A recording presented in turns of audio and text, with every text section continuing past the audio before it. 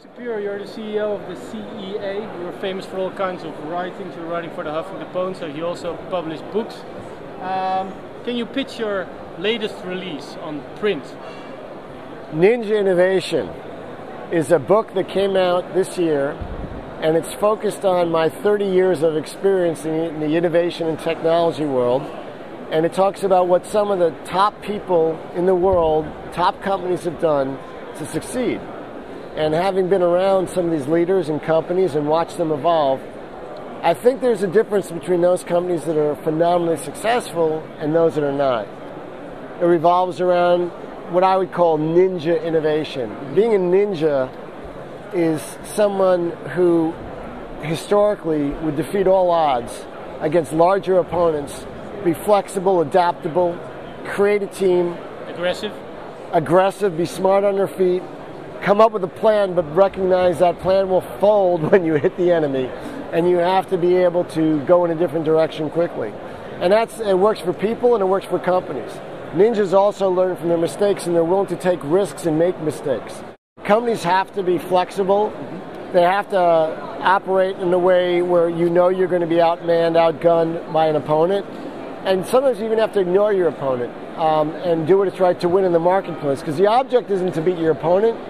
The object is to win in the marketplace and capture the consumer, capture the business, or in your personal life to do something different that you want to accomplish. Apple has had 3 phenomenal breakthrough products. Can they come up with a 4th or a 5th? It remains to be seen.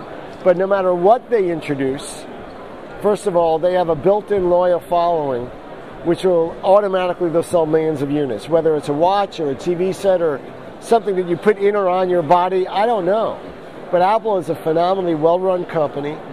They have the highest sales per store in terms of area of probably any store in the world. They have brand following, they have quality, they have design, they have everything going. But on the other hand, the problem with being as successful and as big as Apple is that to maintain a growth rate when you're a large company that's double digits is very, very difficult because there's a limit. And that's the world's population and economy, because no one could sustain a double-digit growth rate once you become a certain size. I think there's more criticism because, Steve Jobs, is tough to follow because everyone's waiting to see the next product. But yet people are still buying Apple products. They're doing very well. They still dominate in their categories. So I think it's a great company. They'll do well. But on the other hand, people, when you're number one, everyone wants to take a bite out of you. There's a lot of people who want to criticize you and don't want you to succeed. And, the fact is, Apple is a phenomenally great, iconic company. 100 years from now, will they be around? Probably in some form. Maybe it'll get so big it'll have to break up. But Apple is iconic. What is also iconic is the amount of cash they have at their bank account. It's 144 billion. What would you advise Tim Cook to do with that? Well, they've just decided to give some of it back to shareholders. And certainly when the problem with being a publicly traded company is when you have that amount of money in your bank account, the way the law reads is that you really can't invest it in anything aggressively. So you have to keep it in relatively safe type of bonds and things like that, which return almost nothing. So that type of cash is a burden. So you either have to acquire, you have to give it back, or you have to invest in things like lands and building. And I think they're doing all of the above. But it's so much money. They're doing so much with it that it's. I don't feel bad for them. It's not a bad problem to have. Do you think tablets have killed the PC already?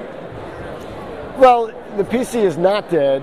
The numbers that came out recently by one research firm are wrong. We believe they're wrong as an organization. We've spoken with others. The fact that Dell lost one of their bidders because of that data is unfortunate, because market research, we count the amount of units sold, at least in the United States, and we talk to others. And yeah, PC sales are challenged, but they're not as bad as one of these reports out there. So certainly what our recent research has found is that the fastest growing penetration products are all wireless now, whether it's smartphones, Wi-Fi devices, and tablets. And they're taking away from single function products. But they're not killing them. They're still, the single function products still have And the laptop market still has value. I mean, but there's a bigger market overall that's growing. Well, in the short term, obviously, wireless devices are dominating. Categories that will be coming up in the next few years quickly are ultra high definition, 4K, 4K, and then eventually 8K. Certainly, the Internet of Things, 3D printing, Demotica, right, and also anything having to do with safer driving, heading towards the driverless car in the next 10, 15, 20 years. Devices that are more responsive and learning devices, learning your needs. What is your opinion on the Google Glass idea? I think it's a great concept. I tried it on recently. Yeah. It's fantastic. It's creative. It's basically a smartphone in a pair of eyeglasses that links up with your device. Yeah. And with simple voice commands, you could have pictures taken, obviously do all sorts of other things. But it does require you to talk to your glasses. It's a little strange. Yeah. And I think there's an opportunity there. Okay. And then do you see you named some categories that will be growing? Is wearable computing the next big thing? I don't know if it's the next big thing. Certainly there's a growth already in computing that helps you out in various ways, especially in the health monitoring, and the connected fitness. Cars, same example. Yeah. Connected car is already there. It's huge. I mean, cars are being sold more on their technology than on their horsepower. So really what we're seeing is electronics taking over the mobile environment, the automobile environment, and the body environment increasingly. Yeah. Okay, any last thoughts you want to share with the readers of MacWorld and Computer Totaal in the Netherlands? Congratulations on your new king and wonderful country. Come visit. Come to the CES in Las Vegas.